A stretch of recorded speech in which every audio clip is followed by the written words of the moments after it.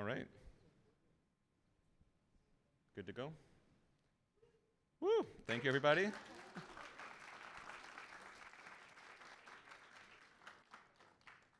Awesome. Thank you all for coming. We can just start off with some quick intros and maybe what makes you most bullish on our ability to solve interop in 2025, and what topic are you most excited to get to today? If you want to, maybe we can start with Haishan. Can't hear.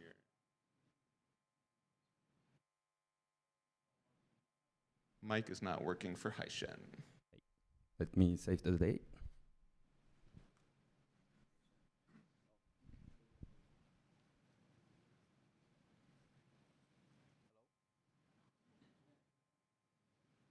Hi. Okay.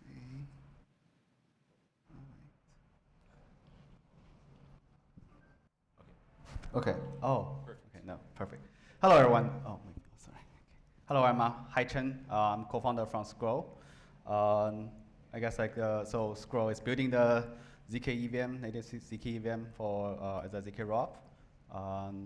So what I'm most excited about this is I think we, all of the layer twos sit down and then talk about how to solve the interoperability problem. I think that's the most important things I will see for this event. Yeah. Yeah. Should that be good? Oh, there we go. All right, I'm Mark Boron. I'm the CEO at Polygon Labs. I think for relevant purposes here, we're contributing to the AG layer to build out interoperability across Ethereum. I'm excited because I fundamentally believe that we can create interop that makes Ethereum feel like one again, the way it did a few years ago. And so I'm kind of pumped to come together to make that happen.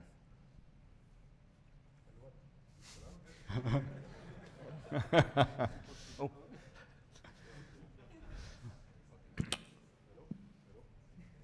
Nope. Hello, hello. Oh, it works.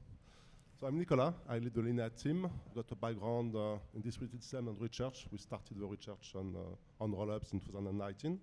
And I think, as everyone, the main point is to make Ethereum compatible again as much as possible.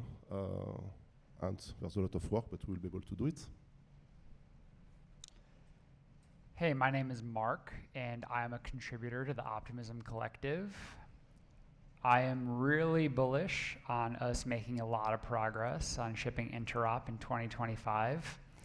There are just so many low-hanging fruits, and we just got to go out there, we got to pick them, we got to focus on user stories, right? We have to kind of come up with a shared vision for what we want the user experience of using Ethereum to be, and then we can work backwards from that. We don't need crazy protocol changes to do this.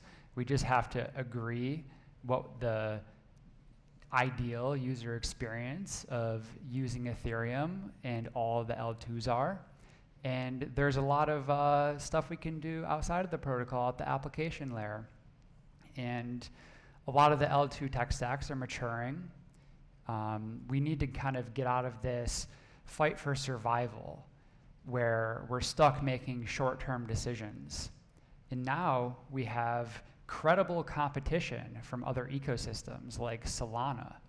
And I don't think we would be here right now if it wasn't for Solana, growing, challenging us. And I think this is a good thing. Competition is good.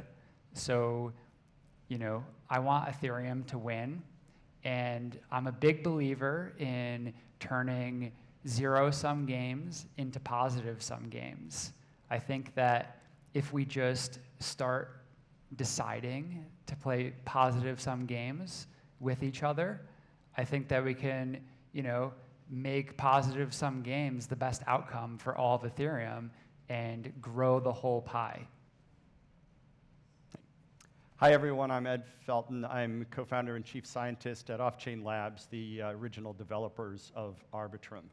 And I've been saying on panels all week that I reject this narrative of Ethereum fragmentation. or fragmentation in the Ethereum stack. Where others see fragmentation, I see diversity, customizability, and user choice. But the key to really moving not only the narrative, but more importantly, the reality from fragmentation to diversity and choice is Interop. And that's why we're all here.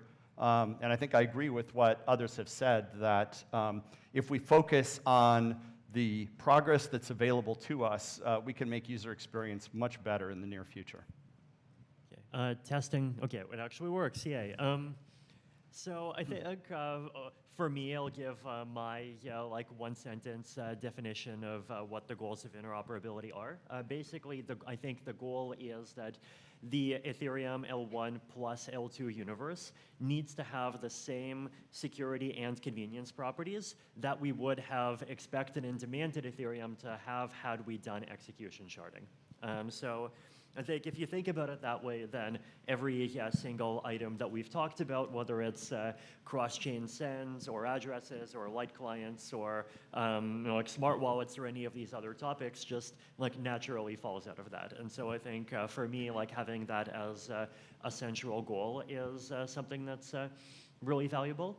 And I think the reason why I'm excited is that like Ethereum has always had a strength of having diverse teams that are all taking diverse approaches and doing different things, but at the same time actually working together where it counts. This is a thing that we've been doing between client teams for a decade, and to me, this is the first time where we're taking that exact same approach and repeating it with both layer 2 protocols and with wallets, right? I think Ethereum ecosystem interoperability is not just a layer 2 problem, it's also very much a wallet problem. And I think having people from both sets of ecosystems here is going to be valuable, and I think we'll get to like actually make some very concrete agreements and steps today, and get much further toward getting Ethereum interoperability done. Hello, I'm Marcin. I build on Ethereum. What I build is actually zk Sync. And I think this is the common thing for all of us here. We are Ethereum builders first. And second is for all the features that our L2s are proposing. The thing that makes me most bullish is the fact that we're all here. Maybe it's sponsored by Solana, you're right. Maybe they are the ones who caused us to come, but we're here. In person, it's not quick Twitter pings left and right, but we're actually here and ready to talk on how to make sure that not only our systems get better, but also users kind of get benefits from it, rather than trying for us to lock users into our system. We want to establish these ground rules. We want to establish these common patterns to make it easier for future builders to be able to choose from diverse systems that we're building. So, very excited to be here and talk about it. Hi, I'm Brecht. I work at Tyco. So yeah, we're like a based rollup, and I guess like one of the benefits of being a based rollup is that you have like, well, in theory at least, you can like work together. You have like composability between the based rollups. And I guess the exciting thing here is that there are actually more based rollups now popping up. So it's like for a long time, this was only like Tyco, but now there's like many projects that are trying to build a based rollup. And all these kind of like based rollups do have like kind of like the intention to kind of closely work together, and yeah, try to kind of like solve some of the fragmentations or whatever you kind of want to call it. So yeah, that's kind of like exciting. People are kind of like excited about it. Based rollups are getting better. Like a day or two, we had like the first based reconfirmation on mainnet. There's still quite a long road to get there, but like, these things are getting better. We are trying to be like composable, and like I'm very excited for it to happen.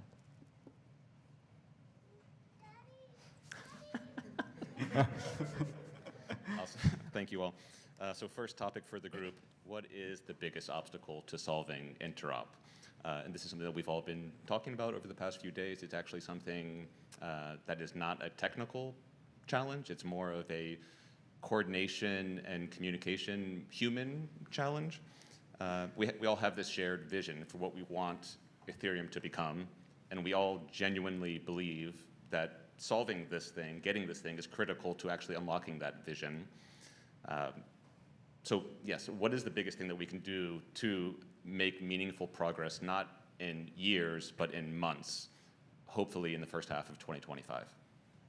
Maybe whoever wants to start first, we can start on this side.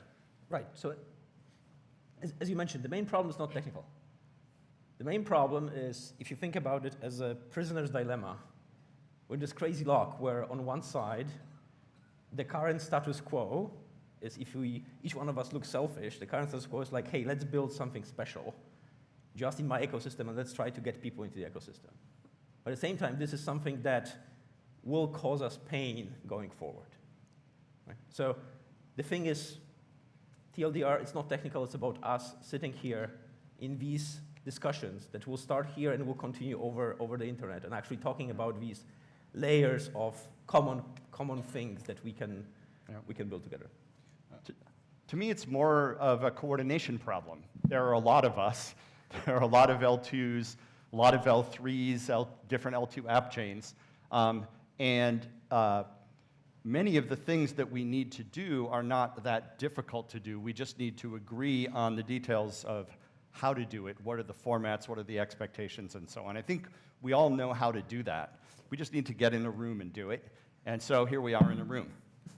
Yeah, I mean, I think for me, I also feel like there's this limiting belief, like there's this perception that like, oh, decentralized ecosystems can't coordinate, and if they do, this requires this like years-long winding standards process. And I think we can just get past it if we just agree that we're not doing that. Like, I personally want for everyone here today, before we get out of the room, to agree, 1, we are doing on-chain configs, 2, we're doing chain-specific addresses, and just agree flat out before we get out so that these are things that we're doing and agree on an approximate roadmap for that.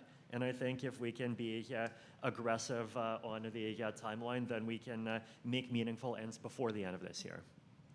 I think like the one important thing we're sitting here is like align the goal. What is the goal for the Interop? Like, is it for example like for example some like clusters which Interop within a chain cluster good enough, or should we like push for all of the layer 2s like in the Ethereum to have a way to interop with each other? I think if we align the goal, then we can set like what's the path to that goal.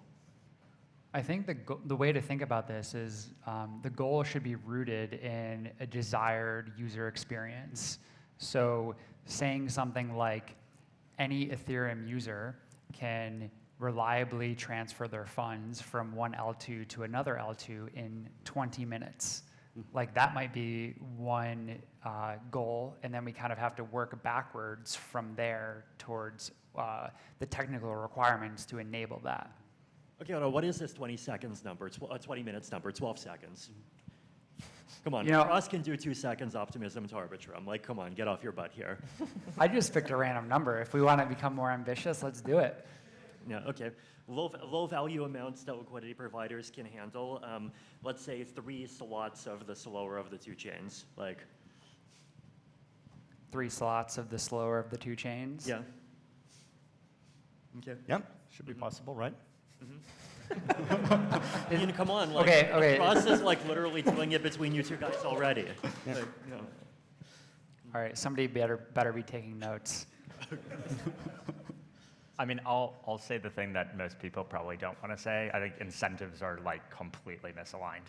Is just reality. Like, I think I'm not going to hold Polygon up to some like higher standard. Like, we are building an interop that is intended for everyone. We will connect OP Stack and ARB chains in the next month to the AG layer, and we will connect ZK Stack chains to the AG layer. Like, the goal is for something that is Ethereum wide, and frankly, I actually think that we're getting to a point where we benefit from certain assets coming into the Ethereum ecosystem beyond that. But leaving it to Ethereum, like, I think the thing is this is already possible, and I think, Mark, the way you're describing, like, that user-first experience is 100% what we need to describe. But I think, like, to be like super explicit about it, like, almost everyone here has a token that has been issued, and that creates a certain set of incentives. And I think we should be like very realistic about like how that fits into future plans, because I don't think like we're going to solve anything if we don't actually acknowledge that reality and then say, okay, so knowing that reality, what do we now do with it to reach this goal of kind of interop with an ideal user experience? So did you say like if we do our job well, layer 2s could be obsolete in like 5 years, and we're okay with that? I mean, the reality is like, Ethereum should be building towards the best reality possible. And like, my view is like, right, most of Web 2 is going to be eaten up by Web 3. There'll still be some normal use cases for Web 2. It makes sense. Ethereum can't do it on its own, so there's going to need to be something that exists on top of Ethereum. That's the whole point in the roadmap that actually exists, right? And so then the question is, given that roadmap, what is the ideal user experience in 5 years from now, right? And if that means less L2s, then that means less L2s. Like that has to be like the target if that's the end goal, which it is. And so, yeah, like I think we're going to be at a point where, I mean, we're already at a point where we have too many of the same L2s. I think we'll look fast forward 5 years from now and probably say we don't actually need that many of them. And so, yeah, I think we'll have a smaller number than we actually all envision if we kind of do this right. Yep. As well, I mean, when we're speaking about interoperability, there are multiple dimensions. One of them is actually the developer experience dimension, which is having the same smart contract deployed without any other audits in mainnet or in other layer 2. So there's really this developer dimension, and there's the user experience dimension, which is, I can transfer easily from one rollup to another, but it's as well the way the gas is estimated. Is it the same? The account abstraction logic, is it the same, or do we divide the user experience by layer 2? And then we do have a contradiction, which is maybe not even the incentivization, but it's okay, we're not sure about what to do, so we do bets on some options, and the others are going to do bets on other options, and how are we going to reconcile? And there's really this strategy, do we try first, and then do we try to reorganize, or do we think first, and then do we do things? So I do believe that it's interesting to think first, and to try to coordinate, to try to look at what the others are doing and let's do the same thing. I think it's useful as well to be ready to change if we're saying that we're doing something and we see that there's a majority going somewhere else and we should change this. For example, the state representation at a very low level is incredibly different between all the layer 2s, but maybe we should actually converge to a single representation in the next 5 years. So I think we should build for change. That's quite important. And I think we should be very careful, on your point, to think that we're going to be smarter than everybody else individually. Because yes, we can be incentivized to be smarter. Speaking to a VC, yes, I'm smarter than everybody else. I will have the best solution that will destroy everything. I don't think it's going to be that true, actually. So we should say the truth to VCs, which is, yeah, we're doing something because it's important. But actually, on the long term, maybe we won't be differentiated because it will make the cake bigger, even if we have a smaller piece of it. But Mark, you had a very good point, is that, yes, incentives are aligned in a different direction. And here the other Mark actually brought a reason why we're here now. Because we, as the whole ecosystem, have competition now. Sure, we will be fighting, of course, on Twitter. We'll be like, hey, you guys didn't do this, we did this. Of course, that's natural. But usually what brings people together is a common goal or common enemy. And we suddenly have both. Hold on. I want to dispel this myth that like Ethereum suddenly has competition and it did not before. This is like, I think, a way more narrow view than we should have. Look, SEPA, Single Euro Payments Area, that is credible competition. It's just improved massively over the last 10 years. Payments inside of the United States, like FedWire, all of the improvements in moving money within the United States, credible competition improved massively over the last 10 years. In 2012, if you remember how Bitcoin was advertised as being the cheaper way to send money. You did not have to wait multiple days. Your transaction fees were less than 1 cent. PayPal took 30 cents, and you had to pay 6% for anything international. Like most of those barriers in the centralized system are now like 5 or 10 times lower than they were before, right? Then let's look at AI, right? So if the decentralized world doesn't step up, then like the friggin' centralized world that's based in San Francisco is just gonna like take over everything and possibly blow up the world in 10 or 20 years, okay? So like Ethereum ecosystem, like the centralized world itself, there's a much bigger world than this, and it's moving forward very quickly. And if we want, the thing that we really need to be keeping up is not like putting ourselves against other blockchains, it is with that.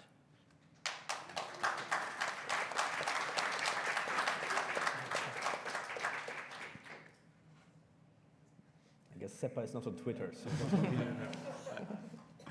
building off of what Vitalik touched on earlier with on-chain configs and chain-specific addresses, I'm wondering if we can, what tangible and specific commitments we want to make here today in that spirit, or perhaps what we've also touched on earlier, perhaps this idea of having some sort of formal working group that can sort of the bare minimum here. So yes, we at least agree that we will have representatives at this working group that will work towards things like on-chain configs and chain-specific addresses. Just to, I'm curious what everyone here thinks around those ideas and making specific commitments here today. Yep, let's do it.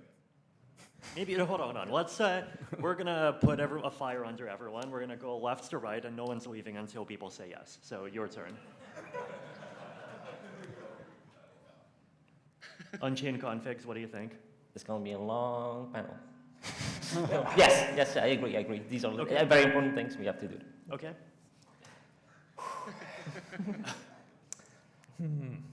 Sure. Okay. Yeah, let's get to work on it. Mm-hmm.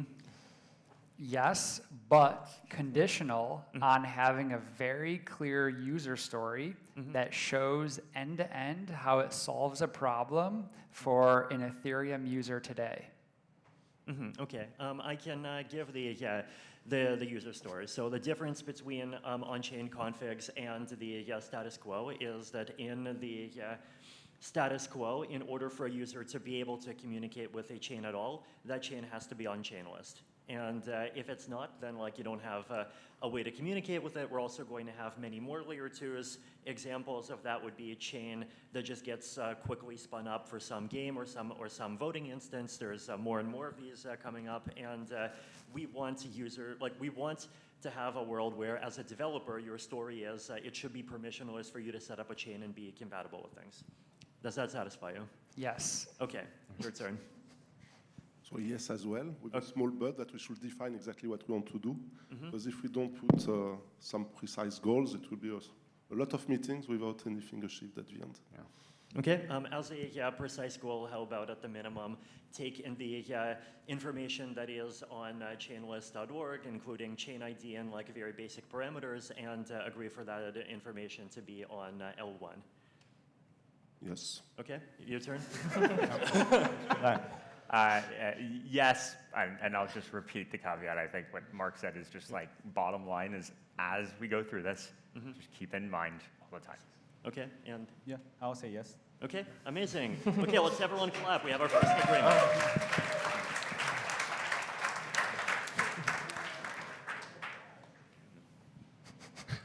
So we're done, right? I mean, we can keep going if we want. I think we can keep going. Are there any, opening it up to the panel, are there questions anyone has for anyone else on the panel? For Vitalik, do you have questions for the panel here? Okay, how about we'll just increase our level of buoyancy and do a round 2 of this, which is if we have chain-specific configs, does it feel a good idea for us in the longer term? Doesn't have to be first priority to also specify how to do things like state proofs so that we can have universal layer 2 light clients. That's a more complex thing. Yeah. Okay. Because the main dilemma is how much we want L2s to be different, to be able to explore different trade-offs, Right. versus we want them to follow one standard. And of course, it's one of these things where it's hard for us to predict what will be in a couple of years. Right. And if we decide on, okay, this is exactly the format we want, then maybe in a couple of years there's some new breakthrough, whatnot, and it will suddenly be yeah, but no one's exploring this because everybody has to stay on the same.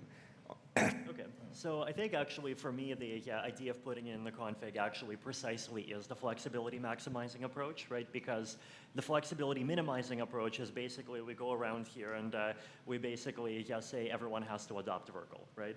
And I'm saying let's not do that. Let's support maximum flexibility, but let's support the goal of putting out information in a standardized format that enables L2 light clients, which follows the goal, which is we want L2s to have the same properties, the properties that we would have demanded Ethereum to have had it done execution sharding, and one of those properties necessarily is client friendliness.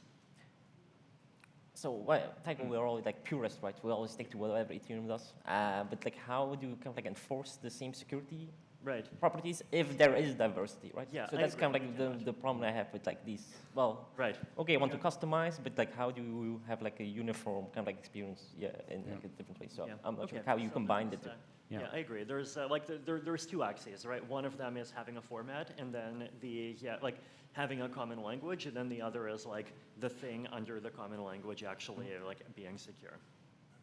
Any other thoughts on that topic? Curious, like, what is like you think the property like we should like enforce like or like putting like L2 to be like compatible with? Yeah, I mean, okay, so my underlying goal, right, is that I want a world where if my Ethereum wallet tells me that I have coins across L1 and a collection of L2s, I want that to be verified with like client proof so that the number is correct without me having to trust RBCs. So this may be, as much as anything, around creating standard APIs. Yes. And then having a convention that will provide open source software that people can plug into their wallets or other tools. Yeah. So I guess This seems like an obvious win, especially if really popular wallets integrate it, and then that will create the incentive for the L2s to actually conform to the standard. Because if the popular wallets are able to be light clients for some chains and not other chains, then the other chains will want to also be light client compatible. So starting with a standard that chains can opt into seems like a really good approach. Okay. I think like one thing for the on-chain light client is like you need to post the state root. Like otherwise it's not like light client. I think for the ZK ROPs, it doesn't seem like a big problem because the finality for the state root finality for the ZK ROP is very short. So like you can read a more like recent state root. But I guess questions like for optimistic ROPs, because you need to wait a long time for the state root to finalize on the layer 1. So how would this on-chain light client work? I think, okay, so for me, actually, it's equally a problem for optimistic and validity rollups. And the reason I say that is that, like, I don't think, like, having proven access, like, provable access to the chain should be this, like, afterthought that you have to wait even 10 minutes for. I think it should be the default standard even for like very like rapid accesses that users do already. And even validity rollups, right? You have like on-chain data dumps more frequently than you have state roots. You often have pre-confirmations more frequently than you have on-chain data dumps. And like these are all things the verification for which can also be standardized. Okay, I mean maybe do you think it's fair to summarize this as like this is a desired goal, but this is clearly an earlier stage research topic than other things? Yeah. Definitely. Yeah. It's like See, this is good. Okay, we no, I think one thing I want to add to that is like I think like this is a good direction, and then we need to think about what are the real impact to the users. Like what can this enable to users? I think. Yeah, I mean I think that's. Like I don't like. I mean, to be clear, like I don't even think it's necessarily useful to have this solved before most rollups are at like stage 1 and stage 2, right? And I think historically, like that's been the reason why up until this year, no one has really even bothered to solve the problem, right? But now, like we have stage 1 rollups and we have Helios actually doing some light client work, so it's one of those like things that's worth like putting in the the medium-term bucket. So one thing that will probably cause us to accelerate this is something that didn't happen yet, and knock on the wood, it will not happen soon, is scammy rollups. Yes. Right, with more and more app chains, us working very hard to make easier and easier for people to launch the app chains, rollups, we are bound to see rollups that are created just as honeypots, just as a way of kind of getting people assets out. And that would be an interesting experiment to see. Yeah, agree. Since we're at a pause, I would like to make a pitch that we not forget the L3s.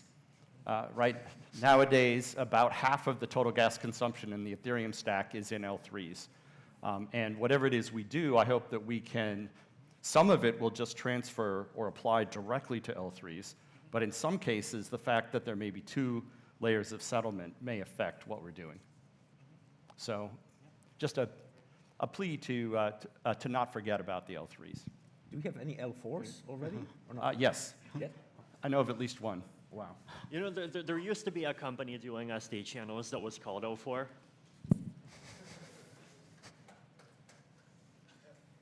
Cool. So maybe taking a quick step back and going back to what we started off with at the beginning, we talk a lot about how, yes, L2s are Ethereum, but arguably we don't always do the best job at perhaps walking that and actually treating L2s like first-class citizens. So I wanted to maybe pose that to Vitalik, you initially, and see what you think about that, and then yeah, open it up.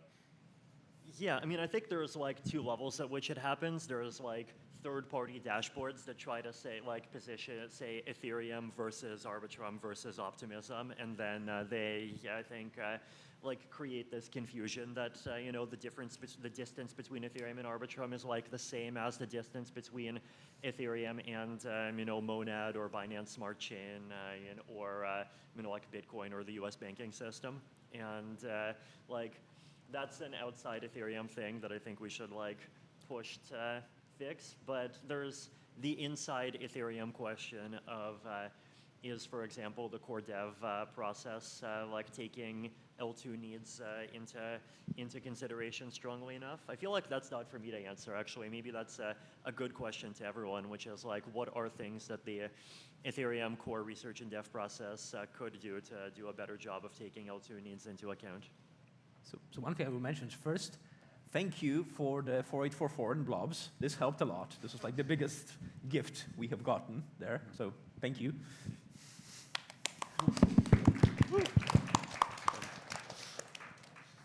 One thing I can add is full tank sharding, shipped like earlier, so that, yeah.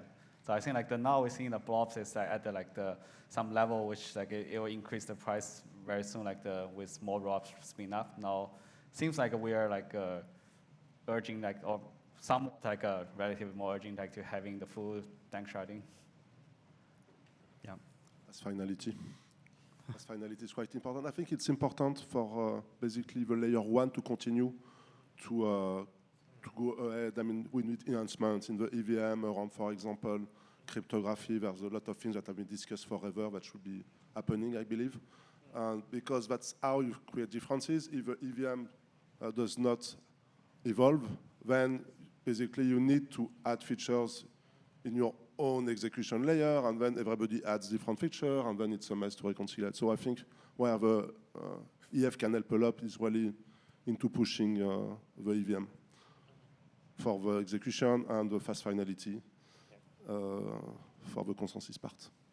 So there's some technical things as well as cultural things that this makes me think of. On a technical side, you know, SSZ receipts would be super helpful that allow us to delete a lot of lines of code in our proof. Then also faster block times. Faster block times is always useful for finalizing, you know, the data that's published to L1 more quickly. On the cultural side, it would be really nice if there was more of a customer and provider sort of relationship between L1 and L2.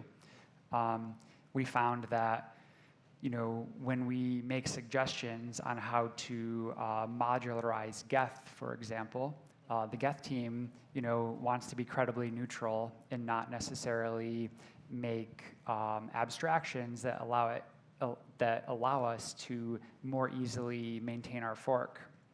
Whereas there's other clients that focus more directly on, you know, all L1s and L2s as their customers. And their goal is to make it as easy as possible to integrate. And if we were able to reduce the amount of time that all L2 teams needed to spend rebasing on top of Geth, we would be able to focus more on getting to stage 2 more quickly. Yep. One question, just probably to be helpful to the room. Why not give up on Geth and instead build on top of, say, Nethermind or Reth or some other team that's already more like customer usery toward you guys? Yeah, that's a great question. It's already starting to happen.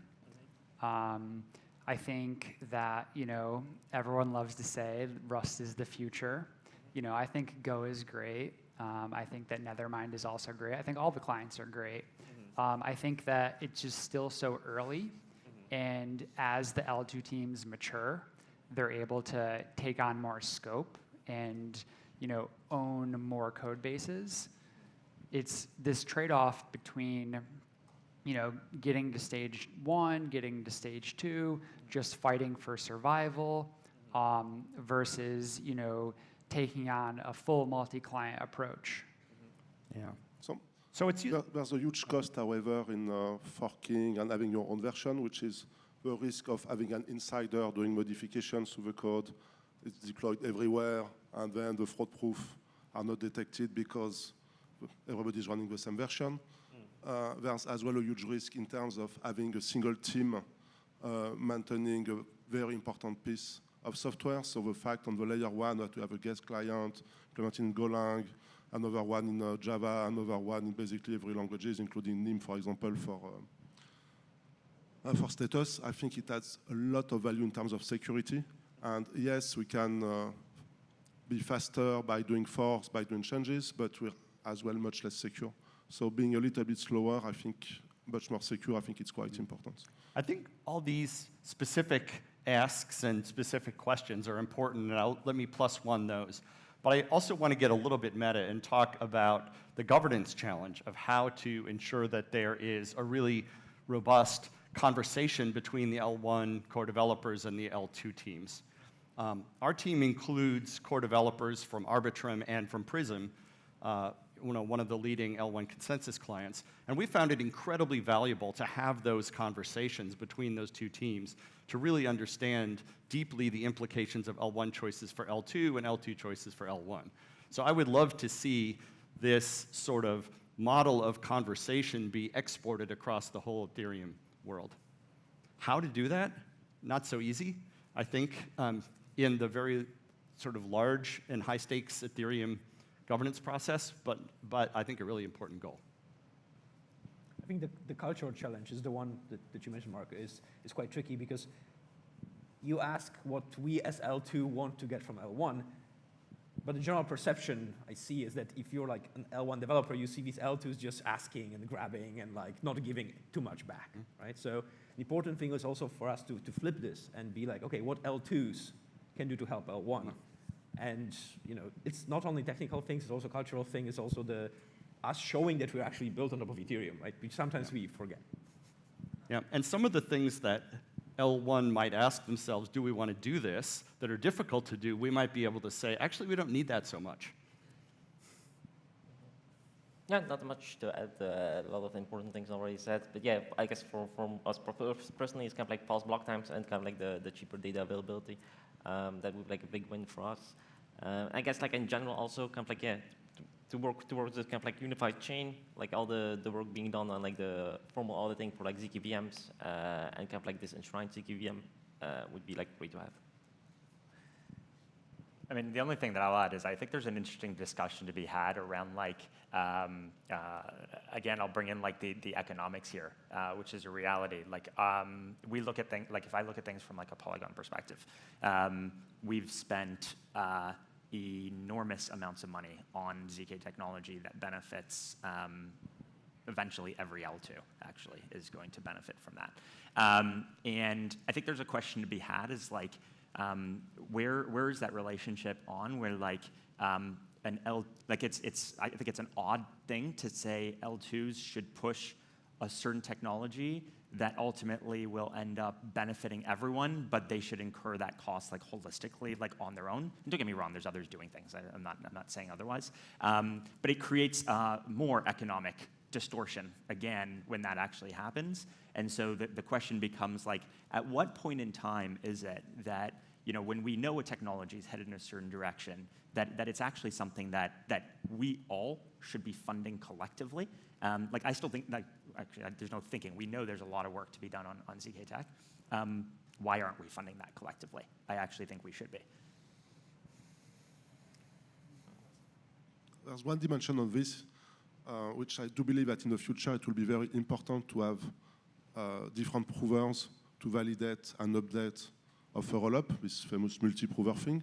I do believe that when we will have 4 different ZK EVM, we'll be able to move this to the layer 1 and to prove a state of the layer 1 with the tech developed by the layer 2. I totally agree that from a financial point of view, there's a huge issue because all this will be available for everybody for free. And so, yeah, what's the incentivization to do this? I do believe there's one, however, which is we make the ecosystem much bigger by doing this. So even if our part might be small, might be a little bit unclear, might be a little bit shaky, I still think globally we will be much bigger, much better in this situation than just trying to build a small island somewhere. Yeah, and I would never debate like we should pool resources around one effort. That would be like a huge mistake. But pooling resources around like mixed efforts would be a very good idea.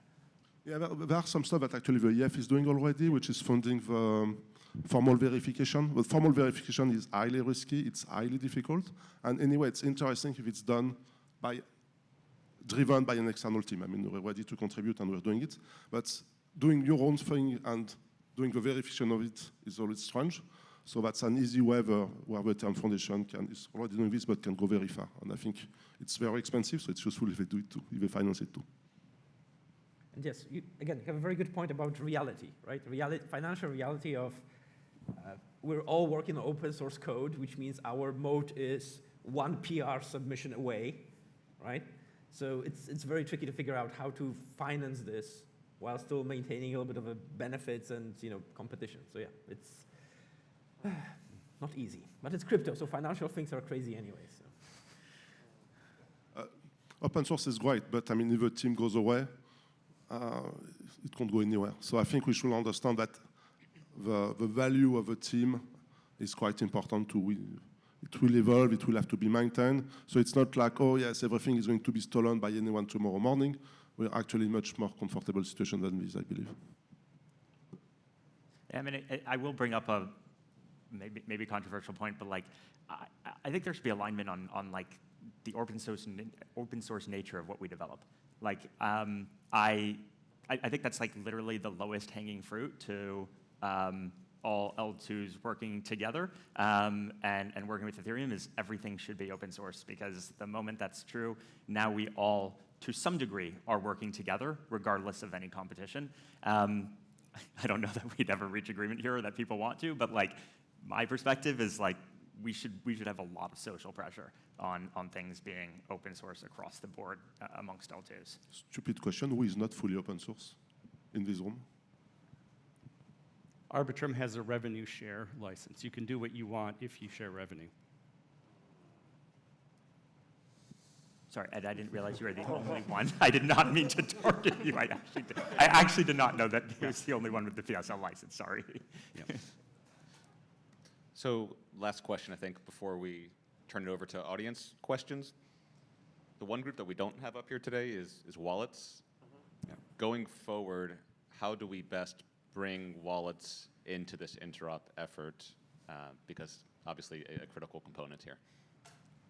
Who here in the room is a wallet developer? Quite a few. Okay, cool. Okay, well, maybe we'll ask you guys some questions in the next 40 minutes too. Actually, do we want to do this right now? Okay, so let's do this right now. Let's Send us down and bring them up. Yeah, well, let's come on, come on, get up to the front, Jeju, and I see you. Yeah, just like sit over here. Yeah. Anyone else? Okay. Well, I mean, maybe we'll start off by asking you guys the same question, which is, what do wallets want out of the Ethereum L1 core dev process? Yeah, I think one of the biggest problems is the cross L2 thing. For example, we all know smart wallet is the future of Ethereum because of it will be quantum safe. So for users, they will need to deploy different smart wallet on different chains, and it's quite annoying, and especially to keep the same wallet address the same across different chains. And currently, we still don't have a shared agreement on how the chain-specific address will be. And also for user to recover or change a key across all their rollups is very difficult. They have to do it on different chain specifically and set up like social recovery guardians specifically. So it creates a huge fragmentation on the account level. Yeah. So I'm not sure that we will have to do this, actually. In a perfect world, if we can put the state of one rollup into the others, then you will be able to send a transaction to a rollup you have never used, saying, actually, I am this user on this other rollup, and that's how you can verify the signature. So this is clearly a little bit research. It depends mostly on your capacity to update the state, to plug the state of every rollup into every other rollup. But I do believe that it should be possible to do this type of stuff, and I do agree that if we don't, it's going to be incredibly messy. But I do believe there are technical solutions to this type of problems. I mean, I'd argue chain-specific addresses have use cases other than smart wallets, right? Like users do want to specify that they want to receive on a particular L2 or on L1 instead of somewhere else. Maybe any other wallet developers here? Yeah, I'd love to take it. Eric from Fireblocks. So I think, first of all, an interesting, maybe like we're in the truth kind of saying out loud things. So we work very closely with pretty much every L2 here. They're all partners, so we work with them all the time. We don't really work very closely with Ethereum. Like that's a different distinction between the two. Probably relates to kind of like setups in the world of Ethereum being earlier and kind of more established before. But I think that's interesting, and that also goes to the governance process, right? Like we've been trying to be more participating, but it's not an easy process to get to be more participating, especially like, and just for the people in the room less familiar, as an MPC wallet, right? We're not a smart contract wallet, which everybody wants to talk about. We're an MPC wallet. That's obviously just part of what we do, but that's kind of like, I think it's an interesting place in the space that's kind of, I don't know, been acknowledged differently. I have other questions as well afterwards, but that's just kind of like a statement. If anybody wants to talk about it, I'm happy to. Josh, are you in touch with him? Okay, well, you will. Yeah, so I think two questions that are more specific to topics you discussed. So you talked about on-chain configs, right? And which basically would allow a situation where possibly we can have in-time addition of the chain to the user process. So if we're talking about user stories, for example, Cosmos has like a different way of doing wallets than Ethereum. In Cosmos, the dApp might let you know that this is like a chain they want to interact with you as a wallet we're not familiar with earlier. So it creates a different process of interaction. I don't know how much of this has been discussed. Like how user standards, like wallet standards, need to adapt to a place where you have a lot of chains that have on-chain configs, and you kind of assume that the user journey will read on-chain config and interact with it and work differently. So I think that's an entire topic that needs to be talked about. I don't have any answers. Maybe there's better ways than the way Cosmos is doing this, but it's definitely something like we can end up building the configs, but not building the user interaction flow with those configs, and then we basically added another half a year of wallet standards conversation to any roadmap you define. So I think that's maybe, again, a topic that needs to be addressed.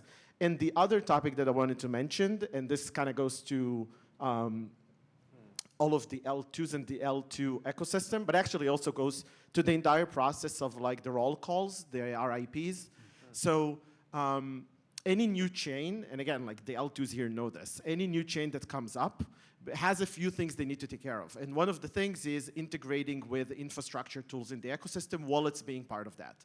And that process can look very different depending on which tech decisions you made. So if you're fully EVM compatible, that might be easier than if you're not fully EVM compatible. But EVM compatible is not a defined term. So a lot of people throw out EVM compatible.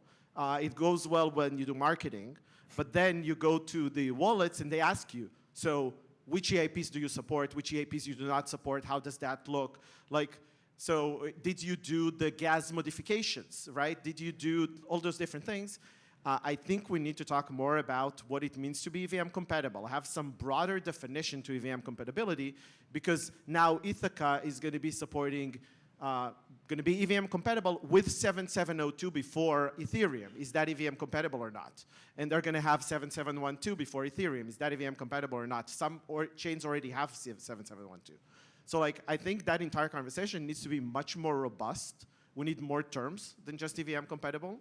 And we need to understand how we work with this because, again, there's going to be some new chains coming up, and they'll stumble into the same problems, and it's going to slow them down. Okay. Thank you.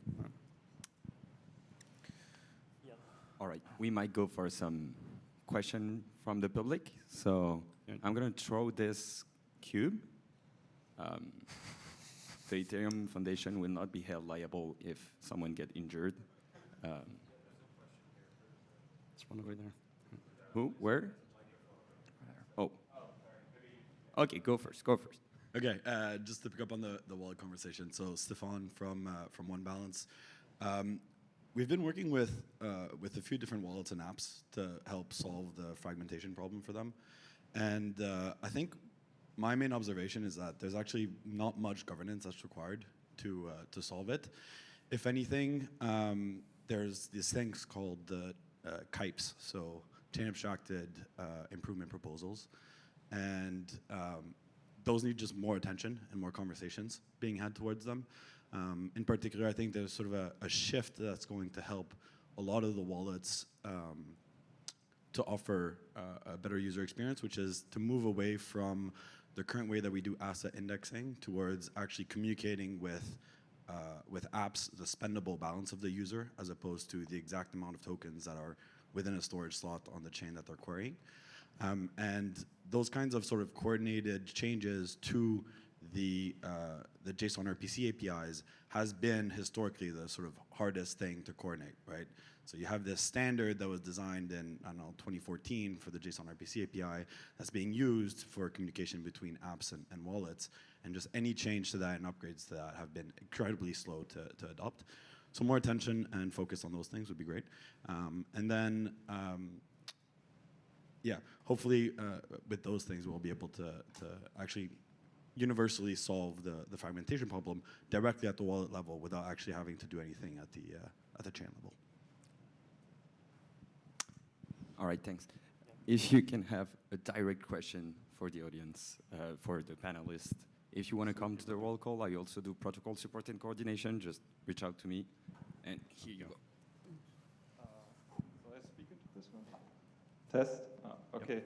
So one thing I wanted to bring up as, from the perspective of wallet providers or wallet developers, it's not just always about the highest level of security, but we care a lot about latency, like how good is the user experience, and often we want to have a user experience that has, like, is below this 2-second level latency barrier. And so for some interactions, we don't actually need, like, for example, gas sponsorship, cross-chain gas sponsorship. We don't need the highest level of security for chain interoperability, but we are actually fine with some optimistic protocol potentially there, and also would be happy potentially to rely on some standards and intermediate actors that are willing to take a bit of risk in terms of that optimistic functionality. So yeah, the main thing I want to bring up is we don't always need the highest level of security. Sometimes it's also worthwhile to have something in the middle where we have some optimistic interoperability, which is where maybe intermediate actors are taking some risk and which gives a better latency for the user experience. Yeah. But that's not a question, really. Oh, well, sometimes, yeah, I just want to agree with this. It's important to be able to think in these terms. Sometimes you need a party to take risk, but sometimes you just need a party to out-of-band or off-chain verify something that can be verified off-chain, but not on-chain, right? And so there's not even necessarily risk associated. Sometimes it's just a protocol that involves some on-chain plus some off-chain actor who bears the consequences if what they attest to turns out to be wrong. Yeah, I mean, the really important flip side of this, I think, is that going back to the original goal, right? We want the Ethereum L1 plus L2 universe to have the same properties that we would demand had we done execution sharding. And one of those properties would be that doing things from one shard to another shard should not require, like, specifying and trusting a specific centralized actor, right? And so it's fine if you have risk, but it's not fine if you have to, like, specify you're doing your send through like xyz.infura.org, right? Yeah, exactly. I think it's very tempting to do a lot of optimization, saying for this use case, I can go with a lower level of security. For this one, I can do a little bit of this. And then we say to the user, do your own research. I think it's a dangerous situation, and we should spend quite a lot of time to be all the time a little bit the same level of security, even if it's maybe too much in many cases. From a user point of view, you don't have to think about the specificities and to understand the variabilities of everything. So I think if we really want to be mainstream, we should say there is one level of security. You don't have to write a white paper before knowing that you'll be sending a transaction, basically. But you don't necessarily need to have like one level of security for that. Like I do agree with like this base level of security that we should be targeting. Like we want to avoid scam chains, right? Like if we can do that. But beyond that, like different chains should have different properties. Like we've accepted, right? Like that we can have full rollups and we can have validiums. Like we've accepted that these trade-offs are okay, and they make sense given the variety of things that we want to bring on chain. I think the one thing that and so that brings up the question: should we expect users to understand to some minimal degree the risk or the security properties of a chain that they are using? And I think the answer is like we want to remove like the lowest level of security that is just so high risk that like we should find a way to protect users from that. But beyond that, I think we should accept some amount of risk. But what I think we should be targeting, and this is actually interesting because this goes to Ed's point about kind of like diversity and where we as L2s can almost be like better off than L1s, which is like we want to be able to protect like cross-chain transactions and like going from a chain that you trust to a chain like and executing a transaction on a chain that you don't trust. You want to be able to make sure that like you're not rugged by that chain, and like we need to ensure that that's actually the case. But while living in a world where that chain can operate actually with much lower security, much lower cost than other chains. And so I think there's a world in which you can actually have like these different security properties while providing security guarantees with respect to like only the chain that somebody says, this is the one that I know that I'm actually on. Yeah. I mean, users need help with this, right? There's a ton of chains, tons of applications, different counterparties, all with different levels of risk. Yeah, and it doesn't make sense to just expect the users to figure that out, right? And this is a problem that's existed all across all of the layers of the internet, and even before we were around. And when it works, what works is where the user is relying on some provider like a wallet, for example, to just figure things out for them, right? To set a standard, maybe the user says high, medium, low security. Maybe the wallet knows this is a low value transaction, but users ultimately rely on various providers to make decisions for them, right? You rely on your browser every day to try to keep you from going to to sites that will attack you, right? And we don't think about that because it's built into the user experience, that level of safety. And I think we need to, ultimately that needs to happen here, and wallets will play a big role in that. I think it's a little bit too easy to push it to wallets, and as well because wallets will have a strong incentivization or strong pressure to integrate with as many app chains as possible, because users will be saying, oh, I don't want to use this wallet because it doesn't have this app chain that was popped up yesterday. So I mean, it's good for us, yes, but for the wallets, it's a little bit complicated, I believe, and ultimately it's bad for the user. Yeah, I want to maybe pose a question, Jejun, since you're in the front, you get this one again. So imagine a world where we standardize not just chain-specific addresses, but also chain-specific payment requests. So the idea that you have an app that can basically demand, like, hey, I want 1 ETH on this chain, and adding chains is permissionless. So case 1, you have an app which demands that you deposit 1 ETH onto Arbitrum.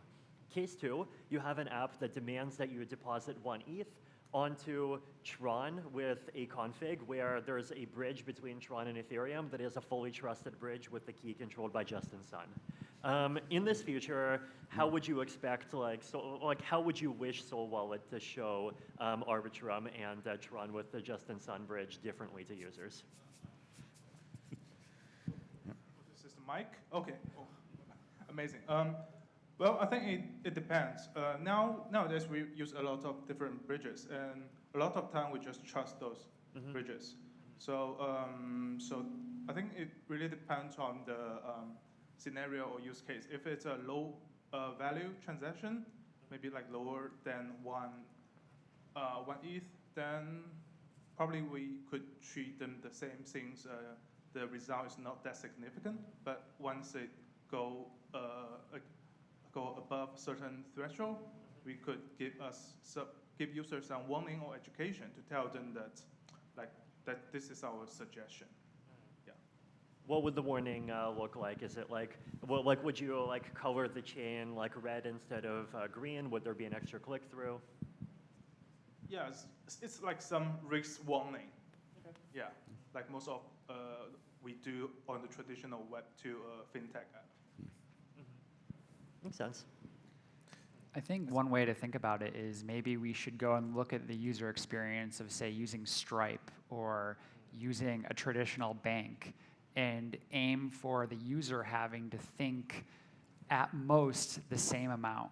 And ideally, the user can think less, then we build a better user experience than the existing system. I do think that will be difficult, but I think that's a good goal. Yeah. I wouldn't want to go too far down the road, though, to emulating banks, because as we may know, banks sometimes have a habit of not wanting to interact with completely reputable organizations. I'll say so if we can look at the HTTP to HTTPS transition, that if everyone is pushing for that standard, and then also the cost to user experience is pretty negligible, then everyone will by default to using HTTPS. Now, I think if you are visiting a website that's not HTTPS, you're thinking, okay, this website is not such good.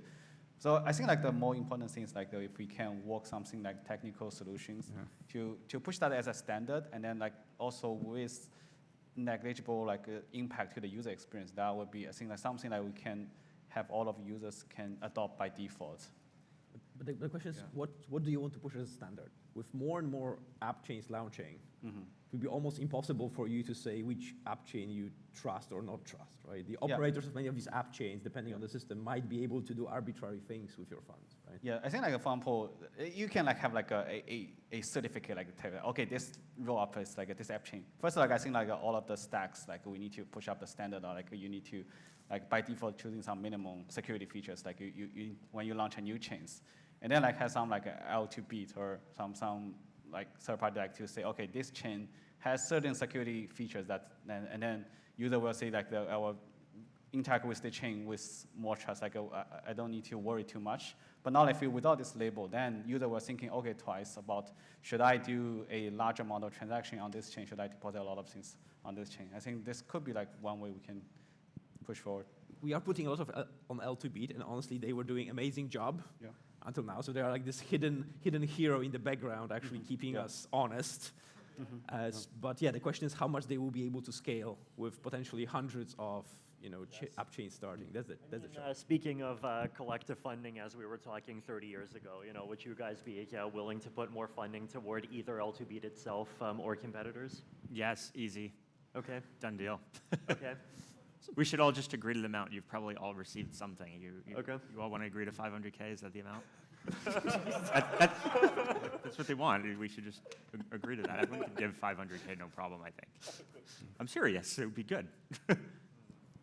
No, nobody wants to. Okay. I mean, we need, they're doing a great job. Yeah. And we should recognize that, and we should fund them. I think it's really important. I'm going to push again on this stuff around, you mentioned Validium, for example. And okay, it's an option. You can put the dataability option, and that's good. But I really believe that we should try to make full dataability on Ethereum as the default. And it means saying to the Ethereum Foundation, hey guys, it's your job to make sharding, data sharding, and full sharding happening as soon as possible. So we're not in a very painful situation when we have to explain to our users, actually it will be good to split the security in two. For very critical, you will go Ethereum dataability, and then you will have something else for others. So I think it's why it's important to commit to a maximum security, because then we can ask the right thing to the layer one. But remember that this is making it a little bit harder for all the L3, L4s, and future L5s, right? Because suddenly all this data would have to travel all the way to Ethereum, right? Which in some cases it does, yeah. But now it would have to, if you know. Well, so when it comes to security, I think there are also things we can do in terms of, if not standards, at least best practices. Again, we can learn from what's happened in the internet security world. There are some security properties that are easy to test. Does a site support HTTPS or not? Others, not so much. But there's been this effort to develop best practices, sometimes written down. And that's really useful. It provides a kind of checklist that people can apply, and it makes it easier for the L2 beats of that world to do their job. When it's sort of understood that, of course, you should do this list of things. It creates a kind of questionnaire that makes that easier. And we might also get together and try to figure out what are best practices for operating an app chain. So we're at about 20 minutes left. Do we want to save time for a few more questions here? Do we all feel good? Cool. Test. Okay. First of all, +1 to Mark's comment on like agreeing to fund L2Beat. I think L2Beat is extremely important for this whole ecosystem. Secondly, I wanted to kind of ask a question to Vitalik. When you said earlier this year, like you're not going to talk about any rollup that's not a stage 1 rollup after this year, I think that was very effective at getting everyone to be like, oh shit, we have to actually take this seriously and upgrade their systems. So you have a lot of ability to kind of get folks to align, and we saw it earlier with founder mode Vitalik getting cross-chain and address, or like change specific addresses and so on, like just right now aligned. Are there any other things you think like we can use this time right now to say like, if we all got this thing done by like this time frame, that would be like something you think we need? Actually, I mean, we haven't gone through chain-specific addresses enough. I mean, do we have broad agreement around the idea that there should be an address that contains both the 20-byte identifier within the chain and the identifier of the chain, and that's a thing that you should be able to just put into a wallet and that would get processed as a send? On the high level, maybe the devil's in the details. And the concrete detail that we're talking about is, for example, would that thing be a human-readable ENS, or would it be some chain ID? Would this thing be just done on the wallets, or do we actually want to move it forward into some interop standard so that it's like embedded in there? The problem, and by the way, we'll have a breakout session about some of these things later today where we're going to dive deeper. I think from my perspective, yes, we should have something, but this something requires a bunch of discussions and to make sure that we nail it, that we don't have to change it 6 months down the line. Okay, do you agree that we should have something? Yeah, and also something that we can actually use in the EVM would also be great. Because if you actually want to have composability, then having to have the ability to kind of specify an address that points to a different chain would also be very helpful. Okay, so we want both human-readable chain identifiers, and we also want a standard for in-EVM chain identifiers. I would think so. Yep. Okay. Yep. Agree. This is a useful thing to do. We want to make sure that you can also name L3s. Agree. Yeah, definitely a big fan of this. I think in the most simple form, the Safe app already supports this. Right. And that has been super useful for me when interacting with safes. There's definitely more complicated ways to do it, but I'm in favor of just doing something simple. Safe is already doing something. We could adopt that, and then we could, continue to iterate on the design. Yes, okay. Yeah, agree. Yeah, I think it's in general it's a good idea. There's some more nuanced questions to ask about. For example, where is the trust list place you can register all of the chain IDs which you can put it in. Otherwise, you can think of people may have some scammy things trying to game the users to do that. And then the second question is probably more tricky. Is if there's non-EVM compatible rollups, if the chain derivation, the address derivation is different, how would you deal with that? I think, this is I think some questions we may need to continue to discuss on that. And this would be a great UX feature because users will finally stop getting this warning of please make sure you select the right chain and it's all on you, and then your funds are locked forever. Yeah. So. Okay. Would you be okay with if this was the decision, ERC 3770 as is, but you replace the current prefix, which is de facto off-chain registry, with some kind of ENS based on chain thing? I think that would be great. Okay. And I remember talking to the ZK Sync team. They even they were thinking of it in terms of a URL. And I think that this could be a powerful feature because it could be kind of similar to like the Blink product that Solana has, where you can just encode a call or like a transaction directly in a URL, and then you can just stick that hyperlink in a website and click it, and then start interacting with an app.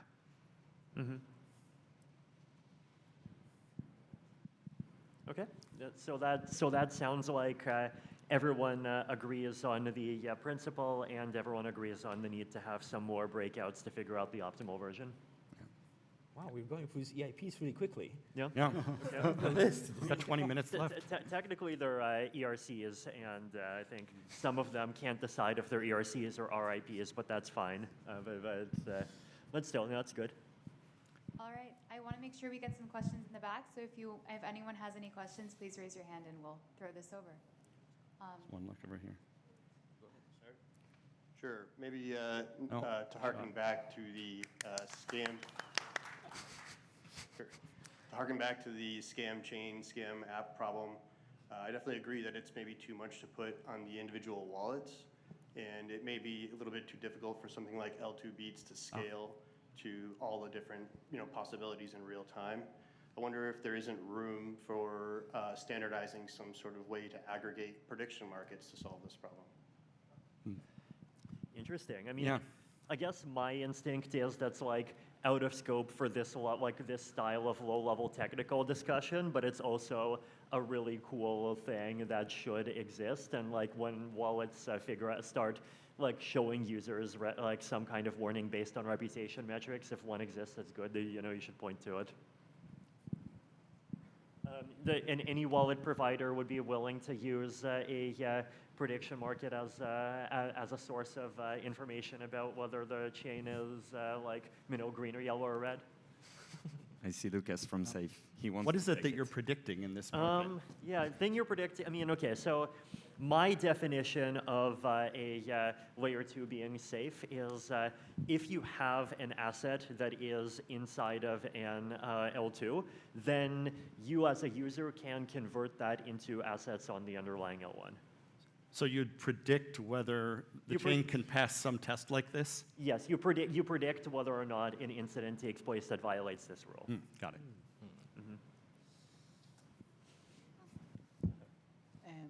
Hi, my name is Nathan from Starkware. A quick question about non-EVM L2s in general. Just how do you see them as part of this interop effort in general, and how much input or collaboration do you expect? I think I'm speaking on my behalf. We would love to take part in this and make it more flexible and more diverse ecosystem. But it's non-trivial at all when all of the discussion assumes at some point some EVMs. Good question. Would Starknet be willing to support a standard that does cross-chain messaging and support that standard, even while understanding that like the thing sending and receiving messages is not going to be an EVM contract? I think the main question there would be what kind of security assumptions it would take. So it would be just a ZK question. I don't think it would be Starknet Cairo stack question. Right. I mean, I think in this case, the way that this would be practically implemented, right, is a cross-chain send is basically something happens on one layer 2, and then you make a Merkle proof from L1 state to that layer 2, and then you take that Merkle proof, or you take a proof of it, and then push it into the destination layer 2, and it gets verified. And the security assumption is basically like whatever is like whether or not you trust the source layer 2. Yeah, it's a bit of the details, but the finality of some of the L2s is not like. Right. I know that this is the current state is being propagated on this L2, but it's not final until it reached L1. So okay, so in this case, let's say we're talking about the most conservative version of cross-chain messaging. So this is like the thing that you would use to like say make NFTs that can be moved between chains. And so like if it takes a 7-day delay, that's fine. Yeah, so I'm sure we'll be all for it. And Okay. yeah. Yeah, I mean, I think personally, I strongly endorse the principle that L2s and L3s, integers, and we can go into like higher like or mega cardinalities if we want, but we should be able to support interoperability standards that do not require EVM compatibility and at the same time be non-EVM. Thank you. Hey, do you hear me? Hey guys, Hubert from L2Bit here. So first of all, thank you for all of the nice words out there. And I just wanted to let know everybody that I have a demo with me called L2Bit Insight. And basically, we already thought about presenting the risks of interoperability to the users. And if anybody wants, I can show it to them. And we are thinking about making the API public, so you can integrate it either to your wallet or your, or anything else, right? And I just want to make sure that this risks topic is not just thrown again on the wallet providers, because when I talk with a lot of people during DEF CON, the guys from wallets are telling me that, oh, the guys from the chain should take care of the risk. The guys from chain tell me that the guys from interoperability protocols should take care of that. And the last ones are saying that the other two should do it. So I just want to also, like, during this forum, make sure that, we'll tackle that problem and agree how it should be, how we should proceed, right? Yeah. About that concrete topic. Yeah, I mean, we can look at how this works in the web 2. There, the browsers present to the user these warnings, but the browsers are not the ones deciding on the risk or compiling lists of the risky sites. There is a kind of L2 beat for that, which actually provides a feed of sort of ratings to the browsers, which they then do with what they will. It's really important to have that body, which is able to, in a neutral and credible way, apply the criteria. Hello, Shahar from Meadow Labs, you can see. Yeah. Hey guys, love the panel. Yep. Quick question, Vitalik. There's a lot of would you do this, and yes, and would you do that, and maybe, and let's do a workshop. What's the ideal situation moving forward, as far as you can see, how we collaborate and how we actually make it happen? I think it would be good if for each of the things that people have said, either yes or yes on the principle, but we need to work on it, there's an active group, and that group should include contributors from, I think, both the L2 side and the wallet side, and then very quickly move toward having an ERC or an RIP that actually gets published in a presentable form, and then we actually keep talking about it, and at some point through one of these online forums actually formally adopt things as standards, and also turn these in-person workshops into something that happens on a regular schedule in the same way that Ethereum client interops do. Follow up. Would you be willing to make it happen? Would I be willing to do what part? I mean, I participate in writing the ERCs, absolutely. Yeah, come to future interops, absolutely. Cool, thank you. I had a follow-up question. Hester of MetaMask, product manager, so please bear with me. I had a follow-up question on the chain-specific addresses, because I heard ENS registration as kind of part of that conversation. Would we be able to ensure that it's still compatible with other chains? At least for MetaMask, it's important that we have cross-chain compatibility of address detection as well. Yeah, and so the way that, actually there's a very pragmatic reason why even within Ethereum that question needs to be resolved anyway, which is that we have to support testnets, right? And the way that I think this has been thought about so far is basically you have .eth, and there is a kind of implied off-chain registry, which is much smaller, where .eth is understood to be kind of both refer to the Ethereum L1 and specifically ENS as a root registry. And like we would also have dot Sepolia, which would be a separate like root ENS registry that would live on the Sepolia chain. And in principle, like Binance Smart Chain and other groups and whoever else would be able to spin up one of their own. So this is like one natural option for how that can be extended. And then if they don't have that registry, then like in principle, there's like an option to have throw a chain ID in there instead as well.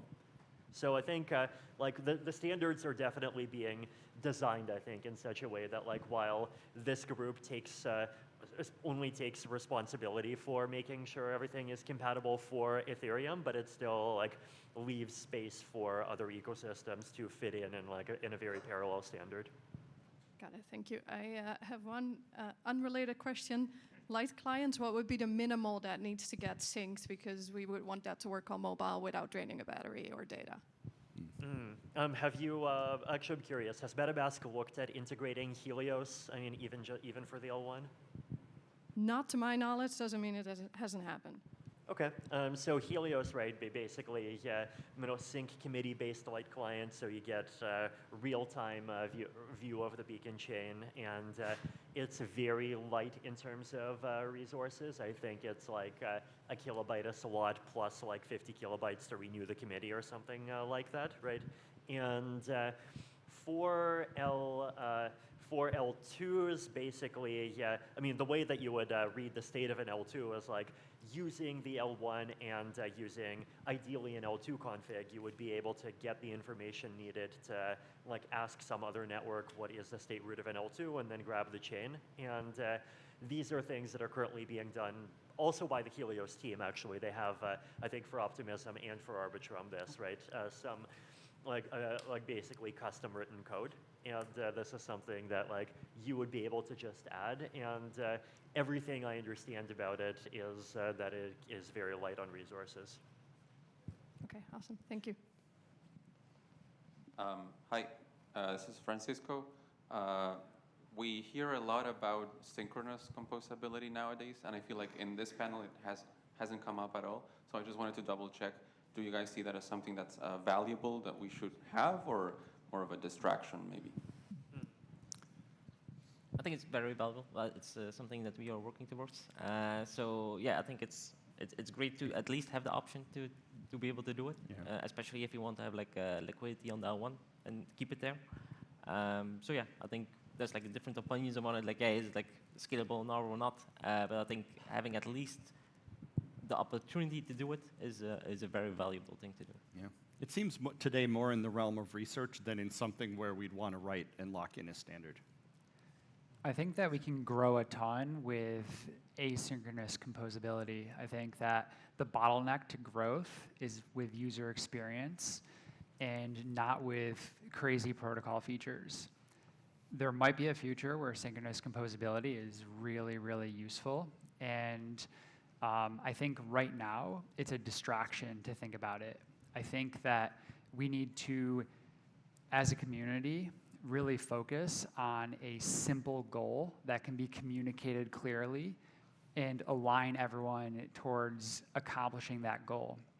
What I think that goal should be is asynchronous composability, and basically saying that it's possible to send an asset from one chain ecosystem to another chain ecosystem reliably within, did you say, was it 3 slots?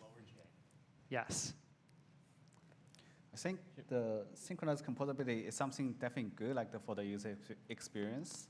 But like whether it's technical feasible at the moment, or like what are the implications of having the synchronous composability is a question like we need to ask. For example, does it really require a centralized share sequencer? Like is that something that we want to have to making like the layer 2 become more centralized? Like is that something like we have to make that as like a prerequisite to have that such synchronous composability or not? I think, yeah, we need to talk about more like on the technical details about whether it's feasible or not. And this it will be also quite limiting for more diverse L2s, right? Because some of them will be very hard to actually create a synchronous connection, especially if they have different VMs with different cancellation patterns, whatnot. So. Yeah, I think as well targeting very simple things like just sending your assets to another chain is something absolutely possible. So that's without any impact. Asynchronous composability is more complicated because it breaks the fact that when you're executing a smart contract, nothing changes. So I do believe that if we do asynchronous calls between chains, there will be a lot of side effects and new possible hacks for smart contracts.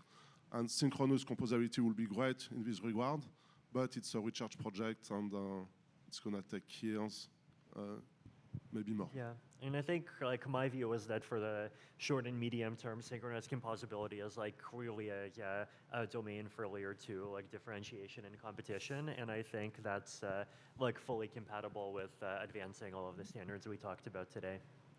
Yeah. Okay. So I have to run off to another meeting, unfortunately, but you guys are free to continue. Here.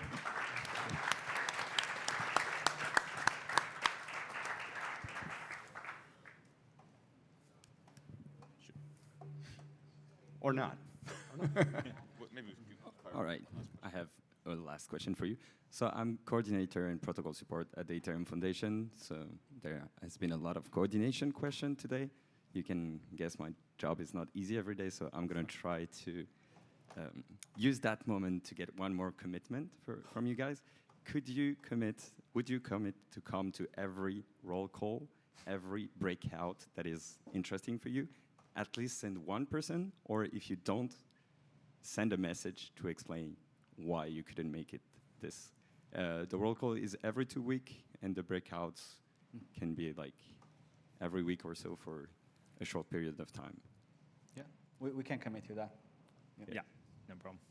Don't have a choice, I think, so I commit. Sure. Let's work towards making roll call be super product focused, so that we're making sure we're solving problems for users. Yes, yeah, we can send someone. Also, appeal to focus on issues that are common across our sector. Only if you can say that this will be a productive time. It will be a productive roll call. All right. Under this condition, sure. Yeah. Yeah, we should make more an effort, that's for sure. Thanks a lot, guys. Awesome. Thank you very much to our panels. I think we can end there.